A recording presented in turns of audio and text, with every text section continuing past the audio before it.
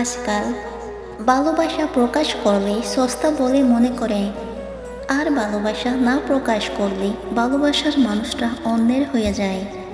জীবনে শুধুমাত্র এই তিনটি কথা মেনে চলুন, আপনার জীবনে সুখ বাছাই থাকবে। নাম্বার 1, অতিরিক্ত চিন্তা করবেন না, মন শান্ত রাখবেন।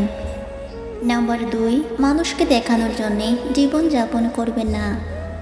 নাম্বার 3, যে কর্মই করেন না কেন খুবই আনন্দের সাথে এবং মনে বিশ্বাস নিয়ে যে কাজটি করবেন। তোমার মন খারাপের সময় তোমার দুর্বলতার কথাগুলো কারো কাছে প্রকাশ করতে যাবেন না, কারণ এই পৃথিবীতে দুর্বলতার সুযোগ নিতে কেউ কিছু হাতছাড়া করে না। কোনো এক মহান ব্যক্তি একবার বলেছিলেন, একটা ভালো বই একটা ভালো বন্ধুর সমান হয়ে থাকে, কিন্তু একজন ভালো বন্ধুর সম্পূর্ণ লাইব্রেরি সমান হয়ে থাকে।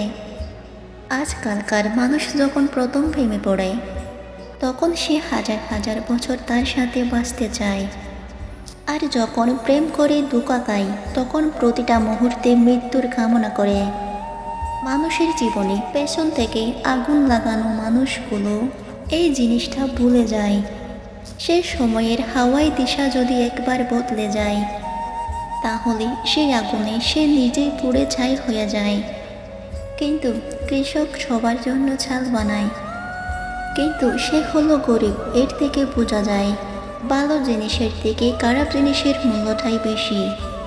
যে মানুষটা তোমাকে সব সময় আই লাভ ইউ বলে তাকে কখনো বিয়ে করো না, কারণ এই আই লাভ ইউ শব্দটা কখন আই হেট ইউতে পরিণত হয়ে যায় তুমি বুঝতে পারবে না। তো সম্পর্ক শব্দ দিয়ে তৈরি না করে মনের মিল দিয়ে তৈরি করার চেষ্টা করুন। যে ভালোবাসার মানুষটার প্রতি এতটাও ডুবে যেও না যাতে তোমাকে একদিন ভেঙে পড়তে হয়। বাস্তবতা বড়ই কঠিন হয়, তবু প্রত্যেকটা মানুষকে মেনে নিয়ে চলতে হয়। জীবনটা বড়ই কঠিন, তবু মানুষকে বেঁচে থাকতে হয়। মানুষের সফলতার গল্প পড়ো না, কারণ সেটা থেকে তুমি শুধু গল্পটাই জানতে পারবে। মানুষের ব্যর্থতার গল্প পড়ো, তাহলে কিছুটা সফল হওয়ার রাস্তা তুমি নিজেই খুঁজে পাবে। কে তোমার পাশে থাকলো আর কেই বা তোমাকে ছেড়ে চলে গেল, সেসব নিয়ে ভেবে নিজের মূল্যবান সময়গুলোকে নষ্ট করো না। নিজেকে গুরুত্ব দাও, নিজেকে ভালোবাসো, আর কিছু মুখোশধারী মানুষকে চিনতে শেখো।